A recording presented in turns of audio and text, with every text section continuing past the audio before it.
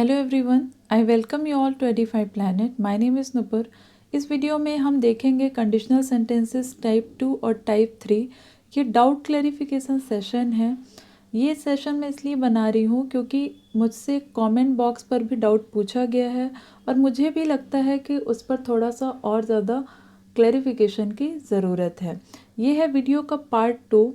I would recommend कि आप part 1 पहले देखिए, जिसमें हमने 4 टाइप्स कंडीशनल सेंटेंसेस के उस पर डिस्कस किए हैं, 0, फर्स्ट, सेकेंड एंड थर्ड, ताकि आपका बेस क्लियर हो जाए, क्योंकि हम इस पर डायरेक्टली टाइप 2 और टाइप 3 को डिस्कस करेंगे।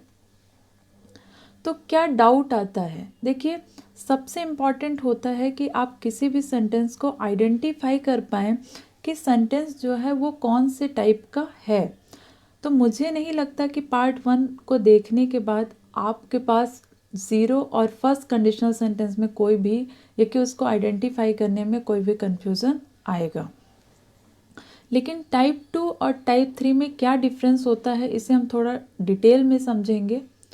ओके, तो देखिए, जो टाइप 2 होता है ना, यहाँ से देखिए, you can use the second conditional sentence to describe a result that can happen although it is unlikely that it will। सबसे अगर मैं आपको आसान तरीके से समझाऊं तो टाइप 2 में प्रेजेंट, पास्ट और फ्यूचर तीनों ही टेंस इन्वॉल्व हैं। कैसे? देखिए, इसमें क्या बताता है कि पास्ट में ऐसा हो सकता था, लेकिन चांसेस बहुत कम है कि ऐसा हुआ होगा। यहाँ पे देखिए, यहाँ पे है ना कि that can happen although it is unlikely that it will, लेकिन चांसेस बहुत कम है कि ऐसा हुआ है या कि ऐसा भविष्य में होगा। तो इस पर हम जब सेंटेंसेस देखेंगे तो आपको समझ में आएगा। बस आप इतनी सी बात ध्यान रखें कि सेकेंड कंडीशनल सेंटेंस में तीनों टेंस इन्वॉल्व हैं। और थर्ड कंडीशनल सेंटेंस में क्या होता है? देखिए, it is used to describe a situation that could have happened in the past had a condition been met। तो इसमें आप इस तरीके से समझिए कि इसमें सिर्फ पास्ट और प्रेजेंट टेंस की बात होगी, इसमें फ्यूचर इन्वॉल्व नहीं होगा। मतलब जो भी बात है वो पास्ट में शुरू हुई और उसका इफेक्ट सिर्फ प्रेजेंट तक ही है, ठीक है? इसका फ्यूचर में कोई रोल नहीं है। तो अगर आपने ये दो बात को अच्छे से समझ लिया है तो फिर हम आगे बढ़ते हैं। तो चलिए, आप जल्दी से चैनल को सब्सक्राइब कर लीजिए। अगर आपको वीडियो यूज़फुल लगता है तो प्लीज़ इसे लाइक और शेयर करना ना भूलें। तो देखिए, सेकेंड कंडीशनल सेंटेंस कहें या कि टाइप 2 कहते हैं, तो उसमें और क्या क्या चीज़ें होना चाहिए थोड़ा और समझते हैं। जो आउटकम है, आउटकम का मतलब रिजल्ट, ठीक है? मेन क्लॉज की बात है। that are completely unrealistic or will not likely happen in the future, ठीक है? और उसमें क्या होता है कि वो फैक्ट पर बेस्ड नहीं होता है, एक हाइपोथेटिकल कंडीशन को भी बताता है। हाइपोथेटिकल का मतलब होता है काल्पनिक। तो ये देखिए, स्ट्रक्चर क्या होगा टाइप 2 का। अगर आपने पार्ट 1 अच्छे से पढ़ा है तो आपको पता होगा कि कंडीशनल सेंटेंस में 2 क्लॉज होते हैं। एक होता है इफ़ क्लॉज और दूसरा होता है मेन क्लॉज, और दोनों ही क्लॉज में हमें टेंस समझना होता है। तो देखिए, इफ़ क्लॉज में क्या होता है? इफ़ क्लॉज में होता है सिंपल पास्ट टेंस का यूज, और जो ऑक्सिलरी वर्ब होता है जैसे कि कुड, शुड, वुड, माइट, ये आता है मेन क्लॉज में। तो यहाँ से समझिए, इफ़ क्लॉज में होगा इफ़ प्लस सिंपल पास्ट, मतलब वर्ब का सेकेंड फॉर्म, और जो मेन क्लॉज होगा वो 2 तरीके से होगा, ठीक है? यही जो डाउट है मुझसे पूछा गया है कि वुड आएगा या वुड बी आएगा, तो इस पर हम डिटेल में देखेंगे। तो देखिए, मेन क्लॉज को आपको बहुत अच्छे से समझना है, क्योंकि जो इफ़ क्लॉज है उस पर तो कोई प्रॉब्लम नहीं है, उस पर तो सिंपल पास्ट आएगा। पर जो मेन क्लॉज है उसको 2 भागों में बांटा गया है। एक है प्रेजेंट कंडीशनल और दूसरा है प्रेजेंट कॉन्टिन्यूअस कंडीशनल। तो प्रेजेंट कंडीशनल का मतलब है वुड के साथ वर्ब का फर्स्ट फॉर्म, और प्रेजेंट कॉन्टिन्यूअस कंडीशनल का मतलब है वुड के साथ वर्ब में आईएनजी। देखिए कॉन्टिन्यूअस का मतलब ही होता है कि वर्ब में आईएनजी आएगा, तो वुड भी होता है टाइप 2 में और वुड भी प्लस वर्ब में आईएनजी भी होता है। तो इस पर हम सेंटेंस देखते हैं। पहले हम देखेंगे प्रेजेंट कंडीशनल। प्रेजेंट कंडीशनल मतलब वुड के साथ वर्ब का फर्स्ट फॉर्म। देखिए मैं एक बार फिर कहूँगी कि जो इफ़ क्लॉज है उसमें तो कोई टेंशन ही नहीं है, क्योंकि वो तो सिर्फ सिंपल पास्ट में होगा। तो एग्जाम्पल्स देखते हैं। If it rained you would get wet. तो ये देखिए ये है इफ़ क्लॉज। इफ़ ये किया है रेन्ड मतलब वर्ब का सेकेंड फॉर्म, ठीक है। अब जो मेन क्लॉज है वो क्या है, वुड के साथ वर्ब का फर्स्ट फॉर्म आया है। ओके, तो ये क्या हो गया, टाइप 2 का प्रेजेंट कंडीशनल सेंटेंस। अच्छा इसकी मीनिंग क्या होगी, कैसे हम समझेंगे कि इसमें तीनों टेंस का यूज हुआ है, वो थोड़ा सा हम डिटेल में समझते हैं। If it rained you would get wet. अगर बारिश हुई होती तो तुम भीग जाते, ठीक है। तो इसको ऐसे समझिए कि पास्ट की बात को वो एक इमेजिन कर रहा है कि अगर बारिश हुई होती तो तुम भीग जाते, ये कि चांसेस हैं कि अगर ऐसा होगा तो तुम भीग जाओगे। समझने की बस कोशिश करना है आपको कि इसमें तीनों टेंस का इन्वॉल्वमेंट है, ठीक है। चांसेस हैं कि अगर बारिश होगी तो भीग भी सकता है, although chances are very limited या कि वेरी लो, ठीक है। अब दूसरा सेंटेंस देखिए, you would get wet if it rained. इन दोनों सेंटेंसेस में सिर्फ डिफरेंस इतना है कि ये जो सेंटेंस है ये मेन क्लॉज से स्टार्ट हुआ है, इसलिए उसमें कॉमा की ज़रूरत नहीं है, क्योंकि कॉमा आप तभी लगाएंगे जब सेंटेंस इफ़ क्लॉज से स्टार्ट होगा। तो आपको कॉमा लगाना होगा कब, जब इफ़ क्लॉज वाला सेंटेंस कंप्लीट होगा। पर सेकेंड में आपको कॉमा लगाने की ज़रूरत नहीं है जब सेंटेंस मेन क्लॉज से स्टार्ट होता है। बस इन दोनों सेंटेंस में आपको यही सीखना है। फिर आते हैं थर्ड सेंटेंस में। If you went to bed earlier you wouldn't be so tired. मतलब अगर आप थोड़ा पहले सोने चले जाते तो आप इतना थका हुआ महसूस नहीं करते, ठीक है। तो चांसेस है कि मतलब शायद है कि आराम करने से उसको अच्छा महसूस होता, इतना थका हुआ महसूस नहीं होता, पर ऐसा हुआ नहीं है, ठीक है। ये कि भविष्य में भी ऐसा होने की संभावना नहीं है, हो सकता है प्रॉब्लम ही कुछ और हो जो कि रेस्ट बस करने से ठीक ना हो। तो आई होप ये आपको समझ में आ रहा होगा। अच्छा एक बात और ध्यान रखना है कि इफ़ क्लॉज से स्टार्ट हुआ है तो यहाँ पर कॉमा भी आएगा, ओके। फिर सेकेंड में भी यही है कि अगर वो मेन क्लॉज से स्टार्ट होगा तो इसमें कॉमा की ज़रूरत नहीं है। तो आई होप ये बात आपको समझ में आ गई होगी कि आप टाइप 2 का जो सेंटेंस है और टाइप 3 का जो सेंटेंस है उसको डिफ्रेंशिएट कैसे करेंगे।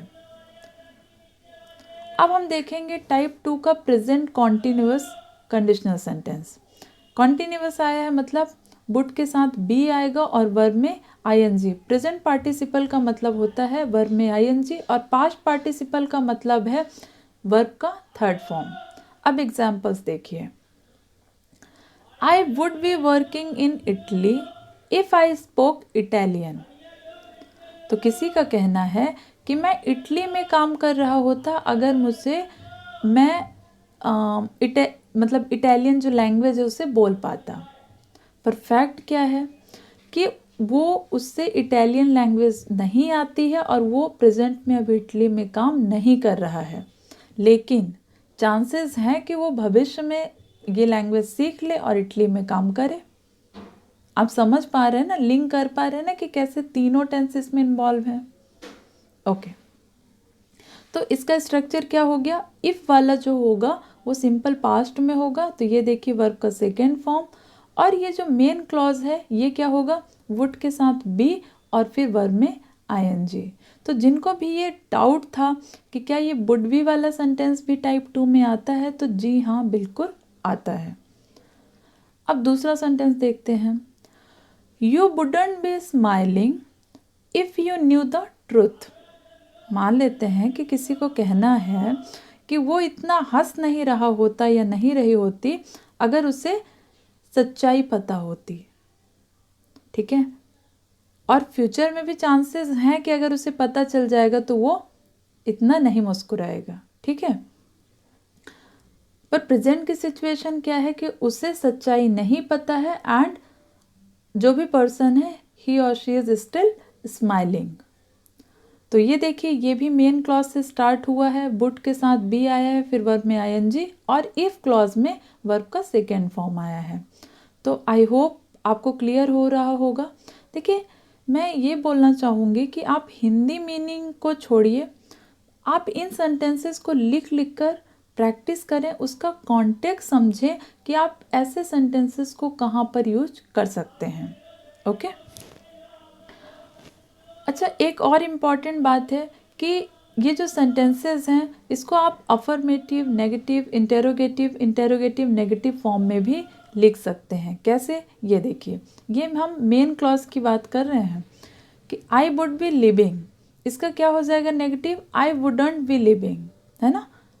Would I B living, wouldn't I B living, ये वाला सेंटेंस देखिए, ये भी नेगेटिव सेंटेंस ही है, मतलब ये जो है मेन क्लॉज ये नेगेटिव फॉर्म में है।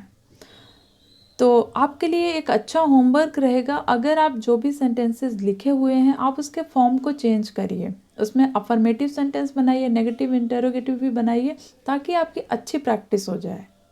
और आप बहुत सारे सेंटेंसेस जब बना लेंगे तो आपको कॉन्फिडेंस आने लगेगा। अब हम बढ़ते हैं थर्ड कंडीशनल सेंटेंस की तरफ, जिसे हम टाइप 3 भी कहते हैं। तो टाइप 3 क्या होता है, टाइप 2 हमने समझ लिया। देखिए, टाइप 3 में मैंने पहले बताया कि इसमें पास्ट और प्रेजेंट इन्वॉल्व है, मतलब कि अगर पास्ट में कुछ अलग हुआ होता, जो हुआ है वो नहीं बल्कि उससे अलग सिचुएशन होती, तो प्रेजेंट की जो अभी सिचुएशन है ये नहीं बल्कि कुछ और होती, इसका फ्यूचर से कोई लेना देना नहीं है, ये बात प्रेजेंट में ही आकर के ख़त्म हो जाती है। ओके, तो जब हम इसके सेंटेंसेस देखेंगे तो हमें ज़्यादा क्लैरिटी आएगी। तो स्ट्रक्चर देखिए, इफ़ क्लॉज में क्या आता है, पास्ट परफेक्ट, ये यहाँ से देखिए, इफ़ में पास्ट परफेक्ट, और पास्ट परफेक्ट का मतलब क्या होता है, हैड प्लस वर्ब का थर्ड फॉर्म, जिसे हम पास्ट पार्टिसिपल भी कहते हैं। और मेन क्लॉज में क्या होगा, main clause is again divided in 2 parts, जैसे हमने उसमें देखा था ना टाइप 2 में, इसमें क्या आएगा, परफेक्ट कंडीशनल और परफेक्ट कॉन्टिन्यूअस कंडीशनल। उसमें प्रेजेंट कंडीशनल था और प्रेजेंट कॉन्टिन्यूअस कंडीशनल था, इसमें परफेक्ट कंडीशनल है और परफेक्ट कॉन्टिन्यूअस कंडीशनल है।